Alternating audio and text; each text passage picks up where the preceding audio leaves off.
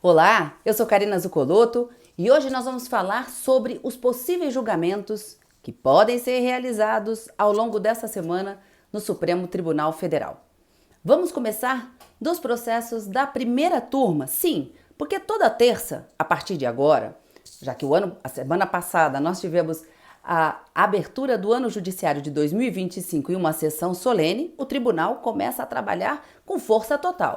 E nessa semana, a primeira turma já tem pautado ali vários processos, dentre eles um recurso do Ministério Público em um caso envolvendo o ex-presidente Jair Bolsonaro.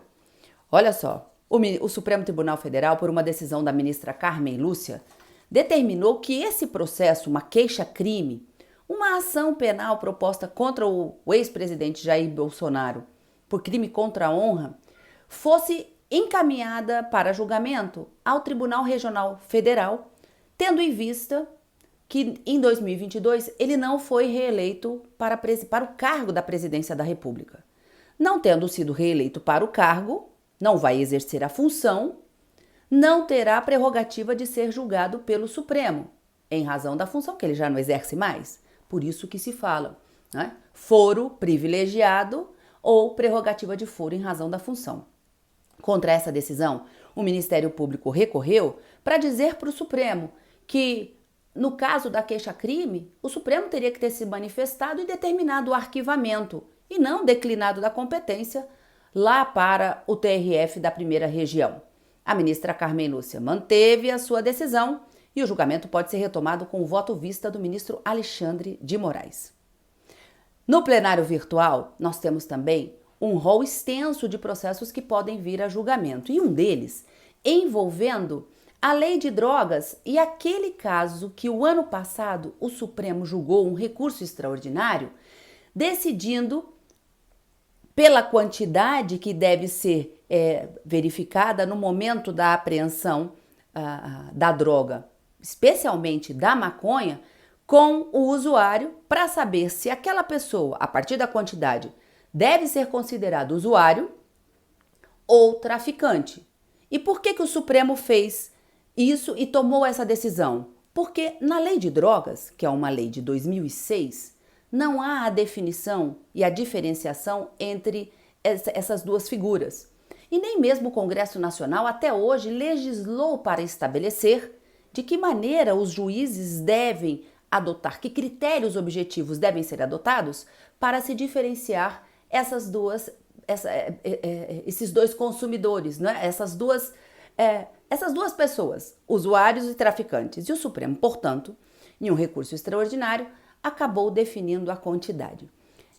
E a partir desse julgamento, em sede de recurso extraordinário, a Defensoria Pública vem agora pedir esclarecimentos para saber o seguinte, e isso está no plenário virtual.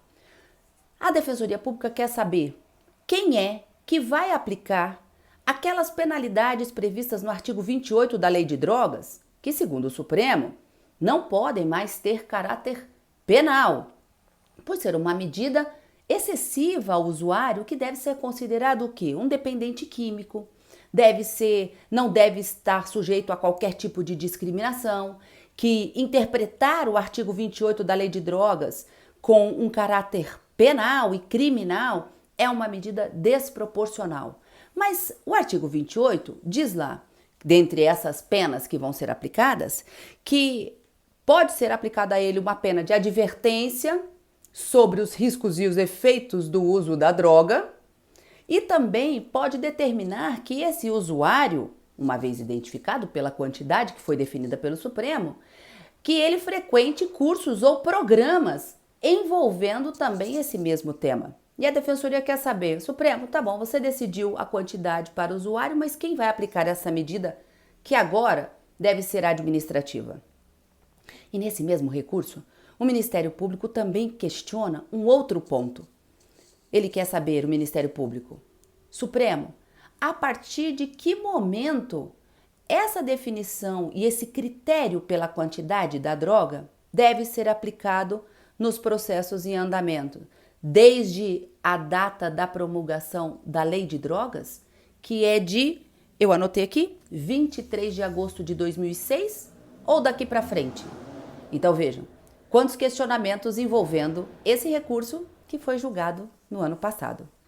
E no plenário físico, que tem sessões marcadas para todas as quartas e quintas-feiras, começando a partir das 14 horas, nós temos encontro marcado com um assunto que também estava no plenário virtual e já havia inclusive uma maioria formada, mas que houve um pedido de destaque feito pelo ministro Alexandre de Moraes, fazendo com que esse processo saísse do plenário virtual e viesse para o plenário físico reiniciar toda a discussão. E a discussão gira em torno do seguinte assunto: a revista íntima realizada em visitantes dos presídios brasileiros. A prova obtida a partir dessa revista íntima, em que a pessoa fica completamente nua, tendo verificado as suas partes mais íntimas por agentes policiais para ver se encontra objetos que são de entrada e ingresso proibido nos presídios, se essa revista íntima deve ser considerada uma situação degradante, vexatória, uma situação constrangedora a ponto de anular a prova obtida a partir da sua realização? Então, vamos lá. A discussão é sobre a ilicitude da prova obtida a partir da realização de revistas íntimas nos visitantes em presídios de todo o Brasil. Nesse caso aqui, uma mulher foi condenada por tráfico de drogas por ter sido encontrado nas suas cavidades, vamos dizer assim, íntimas, 96 gramas de maconha quando ia visitar o seu companheiro. E essa prova serviu para condená-la por tráfico de drogas.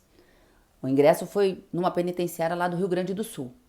E aqui o que se pede é que ela seja absolvida, como fez o Tribunal de Justiça. Na verdade, aqui o recurso é do Ministério Público, pede que seja revertida a decisão do Tribunal de Justiça do Rio Grande do Sul, que absolveu a mulher por entender que a prova era ilícita, justamente por ter submetido essa visitante a uma circunstância vexatória, violadora do seu princípio da dignidade, quer dizer, da dignidade da pessoa humana, e violador de direitos como a honra, a imagem e a intimidade.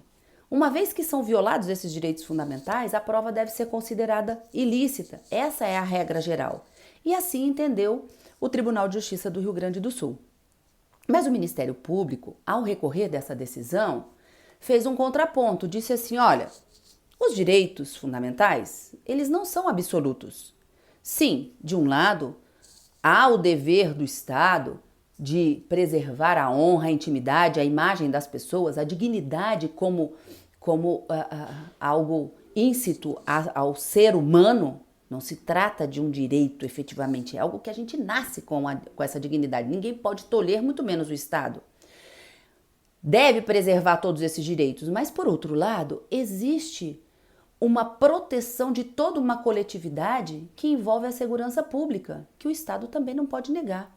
Então, permitir que pessoas ingressem com objetos proibidos durante as visitas nesses locais de alta proteção e que necessitam de um rigor muito maior para a verificação do ingresso com objetos como droga, armas brancas, vamos dizer assim, chips de celulares, às vezes até celulares, que podem fazer com que o preso se comuniquem com as pessoas do lado de fora. Isso faz parte da segurança pública. Então o Ministério Público diz ao Supremo que deve haver uma ponderação para se reverter essa situação. Então vamos lá. Essa questão foi iniciada no plenário essa semana passada, na quarta-feira, mas há uma promessa de retomada desse julgamento na próxima semana, com a continuidade dos votos dos demais ministros. Até agora, eu disse para vocês, o julgamento estava no plenário virtual, vários ministros já proferiram o seu voto, o único que não havia proferido ainda foi o ministro Luiz Fux, que também vai se manifestar.